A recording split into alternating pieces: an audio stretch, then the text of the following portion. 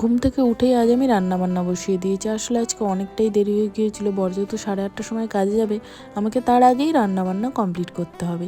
সেই কারণে ভিডিওটা আমি রান্না অর্ধেক হয়ে যাওয়ার পরে তখন আমি শুরু করেছি। এখন আমি ডাল ফোড়ন দেবো, তাই এখানে পেঁয়াজ কেটে নিচ্ছি।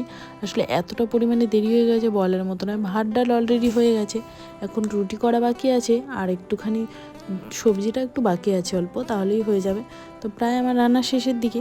আর এখানে আজকে আমি সত্যি বলতে ভিডিওটা একদমই কম করেছি। আমার স্টোরেজের জানি না কেন খুবই প্রবলেম হচ্ছে, জানি না কেন আমার এত প্রবলেম। স্টোরেজটা আমি খালি করেই তাল পাচ্ছি না, কী আর বলবো। আর সারাদিন এই স্টোরেজের চক্করে আমার কোনো ভিডিও ক্লিপ নেওয়া হয়নি।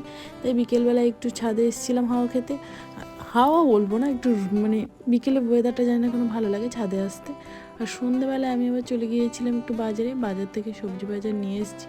আর এগুলো সব কিছু কাজ কিন্তু আমাকেই করতে হয়। আমার বর সবজি বাজার কিচ্ছু আনে না, আনতে বললে এত বাহানা দেবে, তখন রাগ ধরে নিজেরই যেতে ইচ্ছে করে। তাই জন্য আমি আর কাউকে বলি না, দুঃখের কথা আর কাউকে বলবো বলো। তারপরে এখন আমি বিকেলবেলায় একবার অলরেডি সন্ধ্যাবেলায় বাজার থেকে এসেছি, আবার আমাকে যেতে হয়েছে। কারণ ও যে ডাক্তারের কাছে যাবে তবুও নাকি আমাকে যেতে হবে, সেখানেও লজ্জা পায়। কি বলবো আর আমি ওকে। যাই হোক, আমি এসে এখানে পেস্ট্রি খেতে লেগেছি।